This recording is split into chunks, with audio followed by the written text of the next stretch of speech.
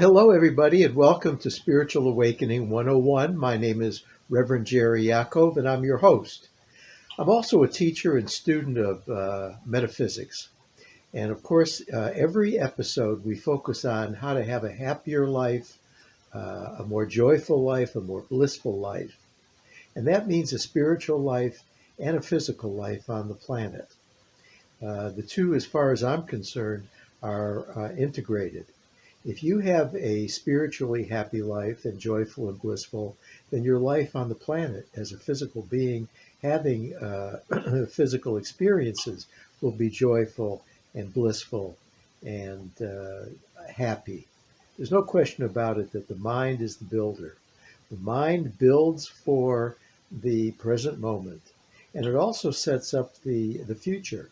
So if I'm planting seeds of thought, of happiness and joy and bliss in my mind, and I'm taming my mind and planting in that garden metaphor of my mind seeds of happiness and joy and bliss, then I feel it right now. Have you ever, but I'm also going to be planting it for fruition in the future. Have you ever planted a garden and in the process you just feel happy? Nothing's grown yet. You're just planting seeds, but there's an expectation. There's a sense of fulfillment that you're carrying out a purpose in creation. Again, the metaphor is flowers, vegetables, plants, whatever you might be planting.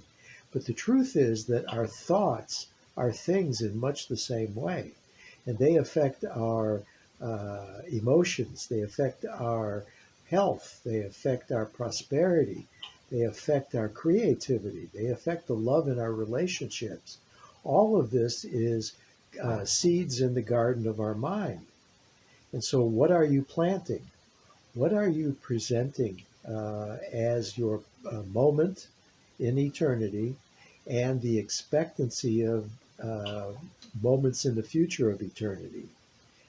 Are you expecting the law of good to work for you and to your advantage and to all of humanity's advantage? Are you expecting that these seeds will, in fact, if properly tended, produce the fruits of your labor? And you'll be happy, joyous, and free as you're planting, and you'll be happy, joyous, and free as they come to fruition while you're harvesting. Harvesting and planting and harvesting and planting, they're all part of the same process in a metaphysical way because we are at cause in our experience as spiritual beings and as physical beings. There's no question about it that cause resides within our minds. Mind is the cause, as I said earlier, the builder. And the effect is what we then receive um, as our harvest, as what we've planted. You could plant negativity. There are plenty of seeds of negativity, resentments, fear, egoic ideas of jealousy, revenge, hostility, victimhood. These are all seeds that can be planted in the mind as the garden, and they will come to fruition. In the moment that you're planting them, definitely you feel the negativity, and in the future, you harvest those as well. So it's a cycle of planting and harvesting, and we have the choice whether we're going to plant positive seeds or negative seeds. Now, where do the negative seeds come from? The negative seeds come from a sense of separation from our higher creative self. We feel dissociated. We feel that we're not loved. We feel that we're not lovable. We feel that we're not loving.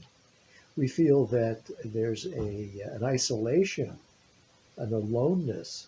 And these seeds are thoughts, and they come from that part of our mind, the garden, that can be then filled with these kinds of weeds.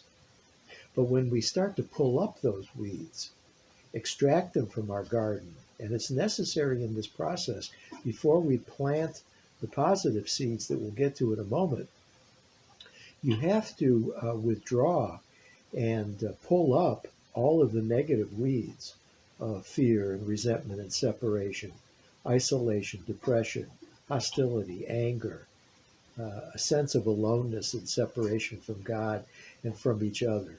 These are all seeds that you can buy in many, many, many places, on the so-called external environment. Excuse me. And when you plant them, you own them. And when you plant them, you will then harvest them. It doesn't feel good planting them, and it doesn't feel good harvesting them. Now let's go to the other side. There is a choice. You can plant positive seeds. First, we've done the weeding, and that may take quite a while. But simultaneously, we can replace in our objective minds, in our conscious minds, the seeds that we're getting ready to plant. So we start using thoughts of affirmation. I'm loved. I'm one with my God. I'm created in the likeness and image of the Holy Spirit. The Holy Spirit makes my way straight. I am happy, joyous, and free. People love me. I'm a good friend. I have many good friends because I love people. People love me. I'm happy, prosperous, and joyful. There's no doubt that I am resplendent in God's way, God's light. God's light shines through me, and I'm a light worker. I share the light. These are all thoughts of seeds of positivity that we're going to be planting once we weed out the garden. So these are examples of the choice of seeds, and that's the key right there, choice. We make the choice as far as the seeds are concerned. And it's a training process. It's taming our mind. This is important because taming our minds means that we're good gardeners, that we're taking from the God seeds of holiness and divinity and positivity, upliftment, of salvation and redemption, and we're planting those seeds in our garden. And we're extracting and pulling out the weeds of the ego, which is untruthful and fearful, and really has no place in our garden whatsoever. Many people say, well, fear is a good thing in its place because you have to be fearful of things that could be in some way destructive to you or injurious to you. Well, I agree, but we have to be aware of the level distinctions that we're talking about. In the mind, which is a separate level in this metaphysical conversation, we only want to plant good seeds.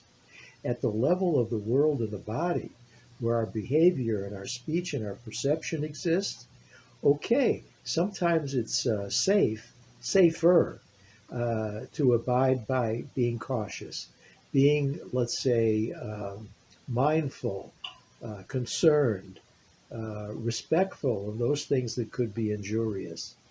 Does that flow necessarily from ego fear?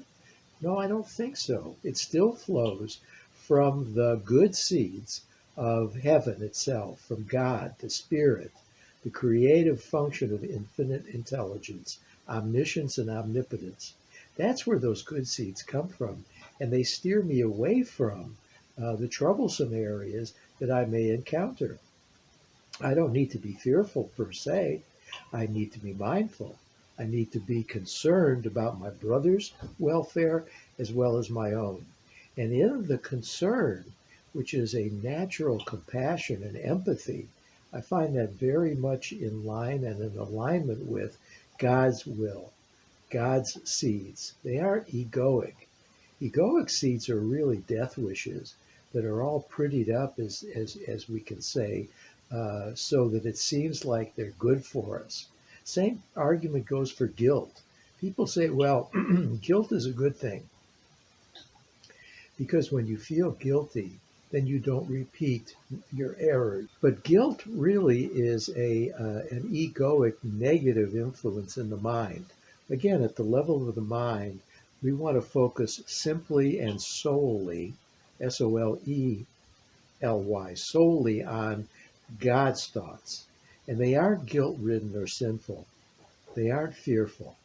They are simply God's thoughts of holiness and divinity. Now, at the level of the world and the body, how does that fruit and vegetation then come up? It comes up in ways where guilt isn't necessary to preclude us from doing wrongful acts or speaking in ways that are disruptive to others' peace or our own peace. What we'll be relying on is God's kindness, God's love. This is what we'll be using. We don't need a motivation such as guilt and fear and sin. That doesn't help. As a matter of fact, I'm of the opinion that guilt, sin, and fear, if they're used as motivators, really are a suppressive influence on the mind. And then the acting out comes in ways that are negative on the behavioral level, in ways that the subconscious is expressing itself because it's filled with suppressed issues of fear and guilt and sin. Uh, but we're not acting in a kind and loving way. It's coming out as anger and rage. It comes out as envy and judgment, being critical, holding grudges. Grievances and resentments are the weeds that we are, taking and pulling out. And guilt and sin is certainly one of those weeds. So again, in my ministry, what I teach is sin, guilt, and fear are not necessary at the ontological level of the mind or at the humanistic level of the body and the world. It's not necessary to act kindly because you feel guilty in your mind or in some sense fearful. That's the wrong motivation. The right motivation is your soul's connection with heaven itself. And in heaven itself, we are one. And we only treat each other as we would want to be treated. There's no question about it. Excuse me. Everybody wants to be treated with respect. So this brings us to the golden rule. Treat others as you would have them treat you. And it's a wonderful rule to abide by, to think by firstly, and then to act by secondly. I had some readings that I wanted to mention to you from the Science of Mind magazine. This is the January issue. I've developed a relationship with the person who is writing the daily guides for January, Margaret Stortz. Reverend Margaret Stortz, tell you a little bit about her, is a longtime religious science minister and practitioner, and she's retired from a pulpit in the Oakland Center for Spiritual Living in California, and has been both the chair of the International Board of Trustees and president of the United Church of Religious Science. And she's written many books. I recommend her books, and I certainly recommend her entries that we'll be sharing right here. Let's see, we've got time. Well, here's an entry for January 7th, which is today, Thursday, January 7th, 2021. She quotes from the Science of Mind, Ernest Holmes' book at page 407. We have arrived at the conclusion that spirit, or the mind of God, is all causation. Well, I hope I made that clear in the introductory remarks, that God is the seeds. God is the garden. God is the vegetation that comes up as an effect of the planting of the seeds. They're all good. They're all of a loving nature. They're almost beautiful. They're almost beautiful, is what I'm trying to say. And you want to harvest those because God is all causation, omnipresent. Omni means all, everywhere, at all times, all ways, in all forms, always present in a universe, which is oneness. So the spirit or the mind of God is all causation. And you know what? Our minds are made in the likeness and image of God, not our bodies necessarily. God doesn't look like us in form, but God sure is like us in mind, creative mind. We can make and create as God does. All we have to do is affirm I'm in alignment with God's thinking. I am inextricably one with my Creator. Everything that I think is consistent with God's love. God's love is flowing through my mind now. And as a result of that, I know that I'm healthy in mind, body, and spirit. God's love casts out all fear. God's presence casts out all negativity. I'm prosperous. Nothing negative or scarce about my abundance. I know that I'm living in a Garden of Eden, of God's making, and I'm its inhabitant. I inhabit it along with all my brothers and sisters. That is the Garden of Eden that I inhabit. Yes, it looks like Earth at this time and in this dimension and in this focus. Yes, I'm focusing on Earth as my Garden of Eden. Nothing wrong with that, because wherever I go, God is, and all is well. Well, let's read some more of Margaret Stortz. She writes, if our beliefs are true, that there is only one God and nothing else, only spirit in its many forms, then we must know that we are one with the multitude of divine manifestations. Well, what does she mean by that? We're one with the divine manifestations. And I wanted to get to this, especially in this video. It means that God's creation may be in form many varieties. There are so many different varieties of flowers, of vegetation, of fruits. That's true. But what's the source of all of it? And what is the sweetness of all of it? And what is the scent of all of it? And what is the beauty of all of it? And what is the inspiration of all of it? It is all one God, only God and nothing else. And we are that fruit and that vegetation. We are the effects, if you will. But paradoxically, we're also the cause. And cause and effect are simultaneous in this example. Cause and effect are the mind of Christ and Buddha, the mind of the Tao.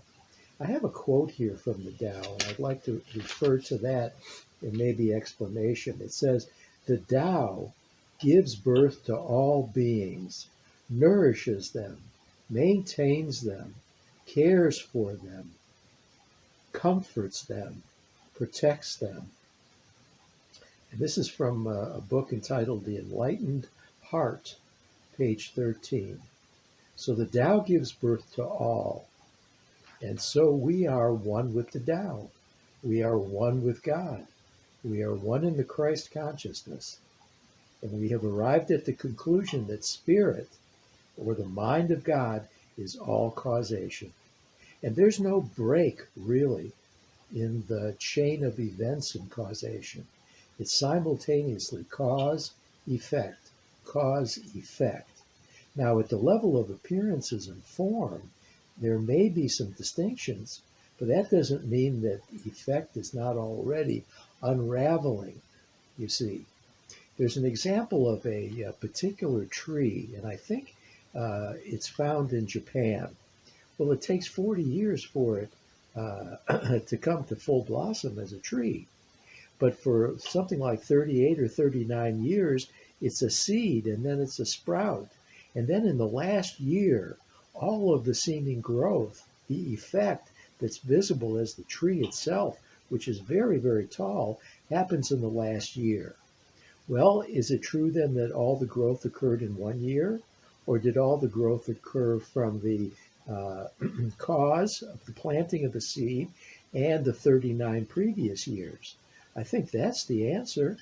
Once there is a cause, then effect rolls out. And we can think of this in terms of our health, in terms of our abundance, in terms of our prosperity, in terms of our relationships. You plant these seeds, and then the rollout has begun. Is it time determined? Not necessarily. It's willingness determined. How willing am I to receive the love that I planted seeds in the ground of my mind?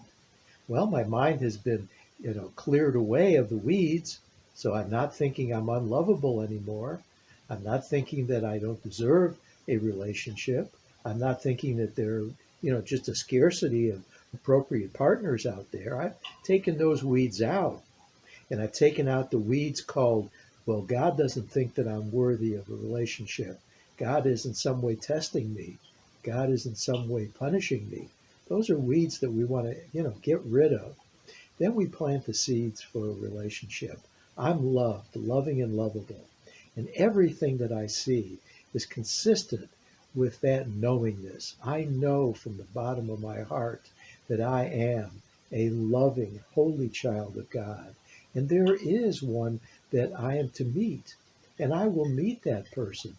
And we will have a relationship that will become a holy expression of God in heaven, because we are not coming together as insufficient souls needing each other to fulfill each other. We're coming together as whole and divine and holy souls, coming together to express God's love, to express God's wholeness right now, right here, as a couple, as a coupleship. That's what's possible. And, and in that expression of confidence and positivity, you'll find that exactly what you want is always present. From the time that you plant the seeds and you're happy, joyous, and free because you're planting wonderful, positive seeds, to the time when you meet the person and the relationship starts to blossom, and you give it the time, but the willingness is most important to devote the relationship and its purpose to the holiness and the God's will that's within both of you.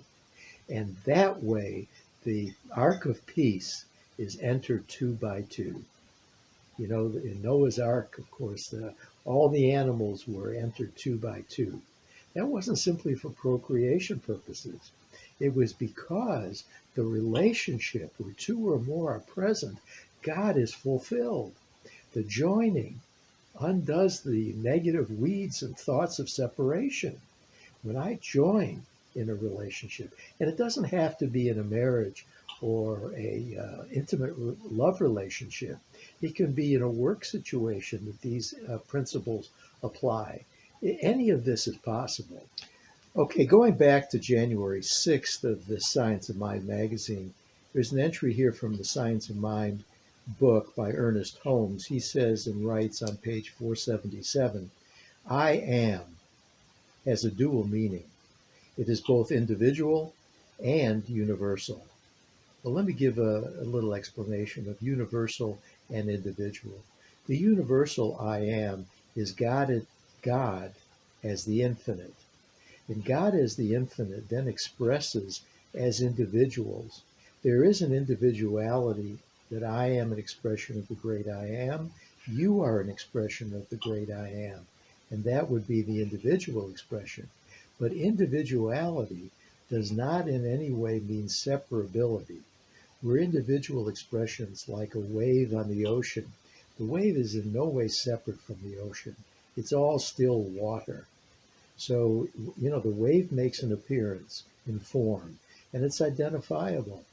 These surfers go out and they look for the biggest wave, and they're in awe. Some of these waves are humongous, but is it really separate? So that's an individualized perspective on the ocean. There's a wave, and we can say the same thing using that metaphor for us as human beings. Yes, I'm an individualized wave on the ocean of the universal God self. That's true. However, I'm in no way separated from the universal.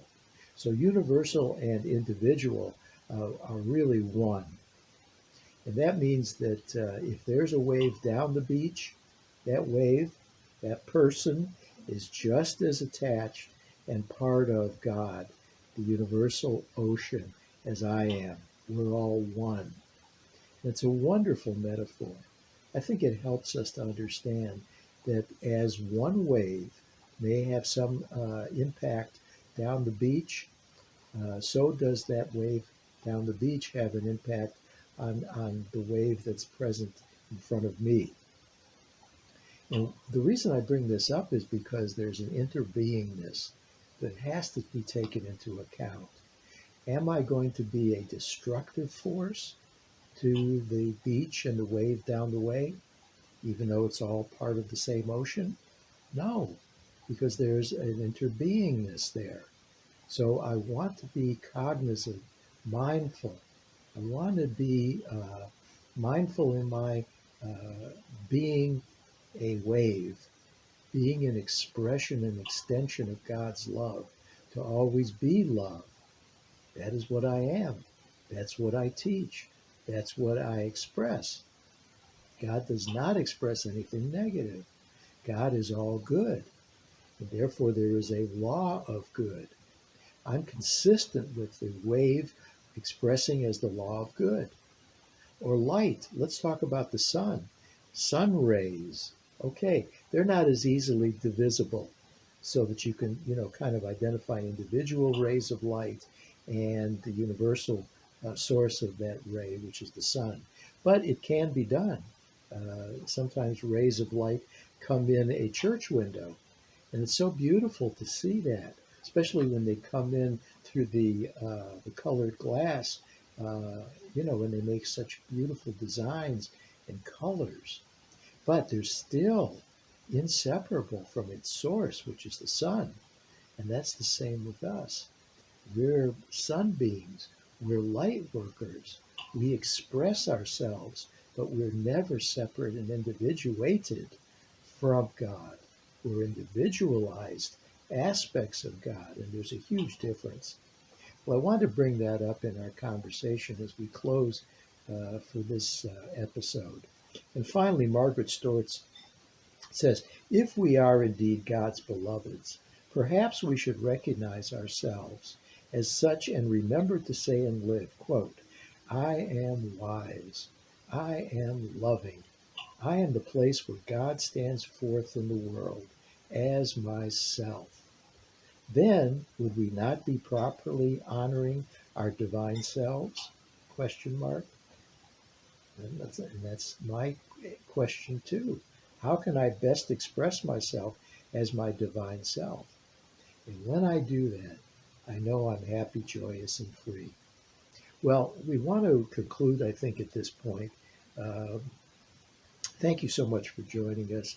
And as I usually like to sign off by saying thank you to the NECAT Network, thank you to all of our viewers, and thank you so much to Margaret Stortz for being my friend and my prayer partner and my coach.